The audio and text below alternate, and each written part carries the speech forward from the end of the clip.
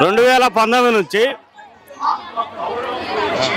జగన్ గారు మీ ఇంట్లో మేలు జరిగితేనే నాకు ఓటేయండి, లేకపోతే వద్దని 2019 నుంచి జగన్ గారు చెప్తున్నాడు.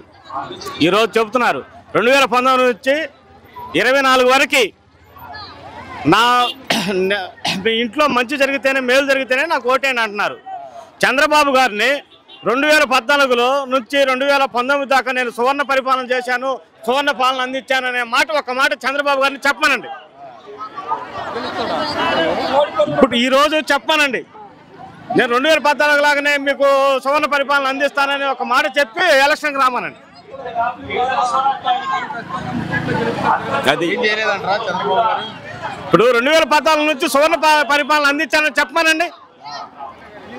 ఇప్పుడు జగన్ గారు చెబుతున్నారు 2019 నుంచి 2024 దాకా మీకు మేలు చేశాను, మీ ఇంట్లో మేలు జరిగితేనే నాకు ఓటేయండి అని అడుగుతున్నాడు. చంద్రబాబు నాయుడు కూడా అడగాలి కదా, 2014 నుంచి 2019 దాకా మీకు అన్ని నేను సువర్ణ పాలన అందించాను, మిమ్మల్ని కోటేశ్వరం చేశాను, పేదల్ని కోటేశ్వరం చేశాను, పేదల్ని ఎస్సీలో పుట్టానని అడిగాడు కదా. ఇప్పుడు చేస్తాడు ఆయన. ఇప్పుడు ఆయన వయసు అయిపోయారు, చేస్తాడు. ఇప్పుడు చేస్తాడు. ఇప్పుడు జగన్ గారు చేస్తున్నాడు కదా, జగన్ గారు చేస్తున్నాడంటే తను చెడదంగారంటే ఆయన ఆ మాట అనాలి కదా. ఆ మాట కాదు, 2014 నుంచి 2019 దాకా నేను మీకు సువర్ణ పాలన అందించాను, పేదలందరినీ కోటేశ్వరం చేశాను, మీకు ఇళ్ల స్థలాలు ఇచ్చాను,